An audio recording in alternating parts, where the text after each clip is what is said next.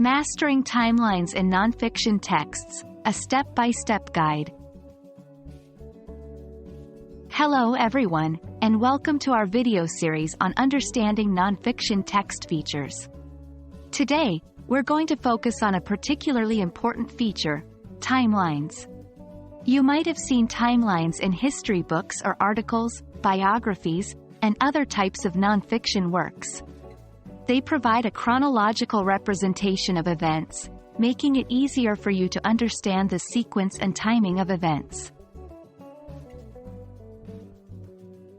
A timeline is a visual representation of events arranged in chronological order.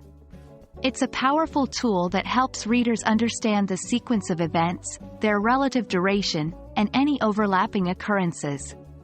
Timelines can vary in complexity, ranging from simple lists of dates and events to intricate graphical representations, showing multiple overlapping events.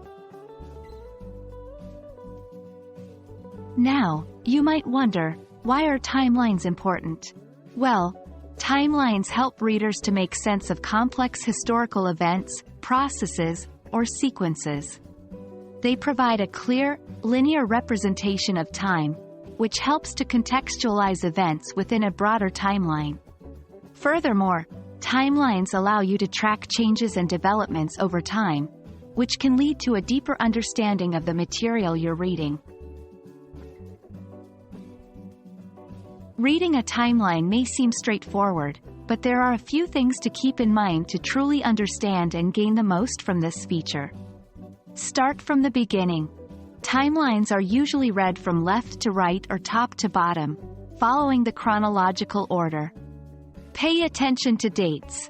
Dates are crucial in a timeline. They show when events happened. Notice duration. The distance between events or time markers can indicate the length of time that passed between occurrences. Look for simultaneous events. Some timelines show events that happened at the same time, in different places or contexts. Take note of the scale. A timeline may cover decades, years, months, or even days. So always be aware of the scale to accurately understand the time frames. Now that you know how to read a timeline, practice is the key to mastery. When you come across a timeline in a text, take a moment to study it carefully. Ask yourself, what is the sequence of events? How much time passes between them? Are there any events that occur simultaneously? The more you practice, the better you will become at using this useful tool. And that's it for today's lesson on timelines in nonfiction texts. Remember, a timeline is not just a collection of dates and events. It's a tool that helps you understand the order, duration, and overlap of events in a nonfiction text. So the next time you come across a timeline, take a moment to read and understand it. Happy reading, everyone! We hope this video was helpful, and we look forward to seeing you in our next lesson.